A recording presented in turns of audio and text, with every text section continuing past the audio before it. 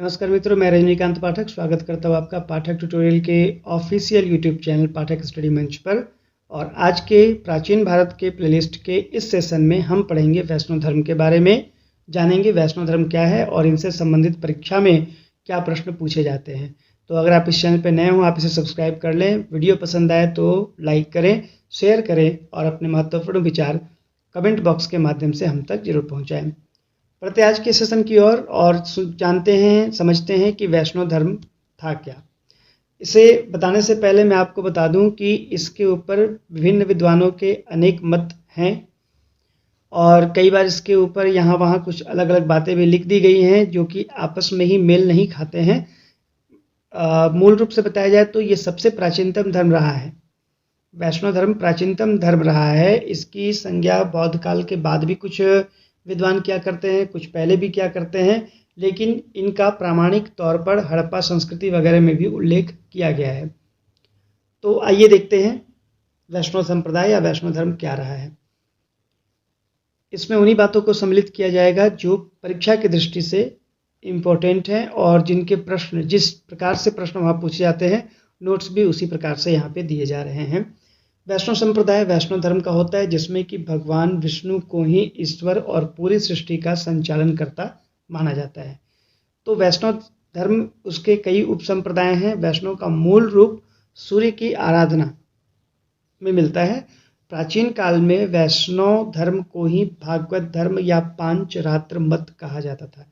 इसके उपास्य देव वासुदेव हैं जिनके 6 गुण बुद्धि, शक्ति, बल, वीर्य, ऐश्वर्य और तेज से संपन्न होने के कारण इन्हें भगवान भगवत और इनके उपासकों को ही भागवत कहा जाता है।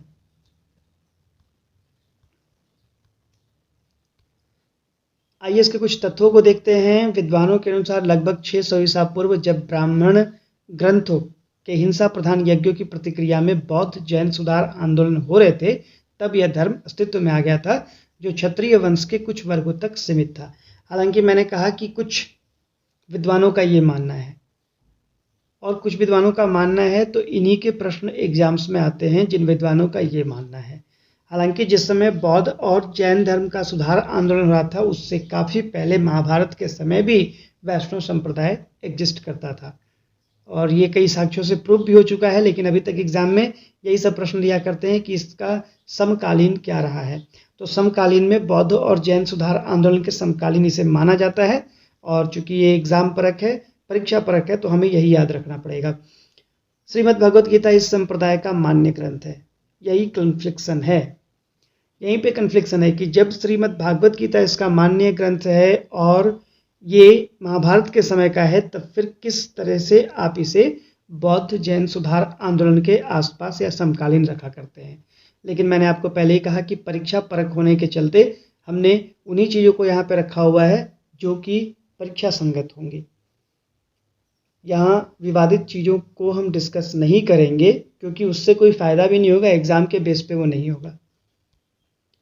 वैष्णव धर्म के बारे में सामान्य जानकारियाँ उपनिषदों से प्राप्त होती है। उपनिषद हमें बताते हैं वैष्णव धर्म के बारे में इसकी उत्पत्ति भगवत धर्म से हुई है। ये उपनिषद से जानकारी प्राप्त होती है। इसके प्रवर्तक कृष्ण थे और कृष्ण विषण कबीले के थे। उनका निवास स्थान मथुरा है।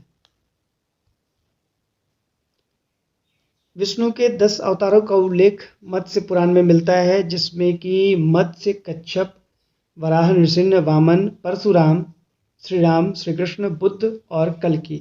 यहाँ पे बुद्ध को भी मत्स्य पुराण में, बुद्ध जिन्हें गौतम बुद्ध भी कहते हैं, जो बौद्ध धर्म के प्रवर्तक भी कहे जाते हैं, उनका भी उल्लेख मत्स्य पुराण में विष्णु के 10 अवतारों में से ही एक लिया जाता है।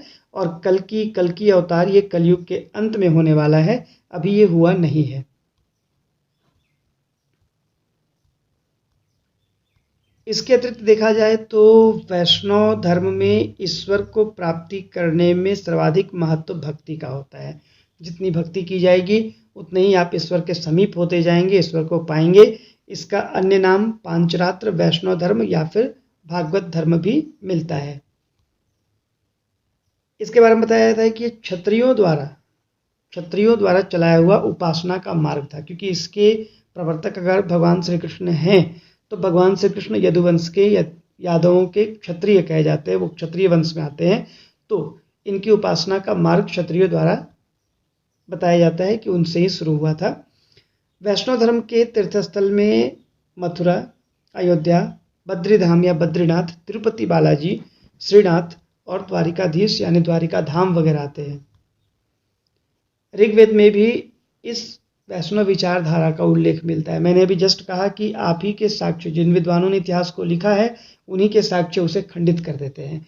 जब ऋग्वेद में वैष्णव विचारधारा का आता है उल्लेख और बताया जाता है कि हड़प्पा संस्कृति के बाद ऋग्वैदिक काल रहा है, तो आखिर उस समय बौद्ध धर्म एग्जिस्ट था ही नहीं, वो था नहीं, तो फिर जैन और बौद्ध के जब आंदोलन चल रहे थे तो वैष्णव संप्रदाय उस समय कैसे चलता रहेगा। तो यहाँ पे हमने फिर से कहा है कि आप परीक्षा परक चीज़ों को देख रहे हैं, विवाद का कोई स्थान यहाँ पर नहीं है। अब आते हैं, देखते हैं वैष्णव संस्कारों की ओर। तो इनमें भगवान विष्णु, भगवान राम और कृष्ण की मूर्तियाँ होती हैं वैष्णव मंदिरों में। ये एकेश्वरवाद के प्रति कट्टर नहीं होते हैं, मतलब इनका ये नहीं कहना है कि ईश्वर एक ही है। धर्म संप्रदाय जो होते हैं, इनके जितने भी साधु होंगे, सन्यासी होंगे, ये सिर मुंडाकर चोटी रखा करते हैं। इनके सभी पूजा, यज्ञ या अनुष्ठान दिन में ही होते हैं।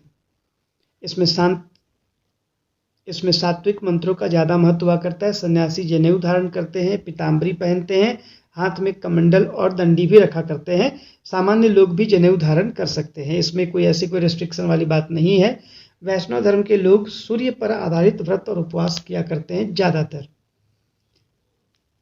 जब इनकी अंतिम क्रिया होती है, दाह संस्कार होता है, तो दाह संस्कार में मृतक के शरीर को जलाने की प्रावधान है, जलाने की रीति है। ये दफनाने की बात नहीं करते हैं, हालांकि शैव धर्म में भी जलाने की ही बात करते हैं। चंदन का तिलक लगाते हैं और इनके साधुओं को आचार्य, संत, स्वामी या महात्मा आदि कहकर बुलाते हैं। जहाँ तक तिलक की बात है, तो शैव धर्म वाले भी तिलक लगाते हैं, लेकिन उनका तिरछा तिलक हुआ करता है और वैष्णव संप्रदाय के लोगों का सीधा तिलक हुआ करता है, ऊर्ध्वाधर। तो ये थी वैष्णव धर्म से संबंधित कुछ महत्वपूर्ण बातें जो एग्जाम के पर्पज से काफ़ी इम्पोर्टेंट है, और आप इनका नोट्स बना लें ताकि 11th आवर में, एग्ज़ाम के 11th आवर में आप इससे क्विक रिवीजन कर सकें। तो आज के लिए बस इतना ही, मिलते हैं अगले सेशन में। तब तक के लिए नमस्कार, धन्यवाद।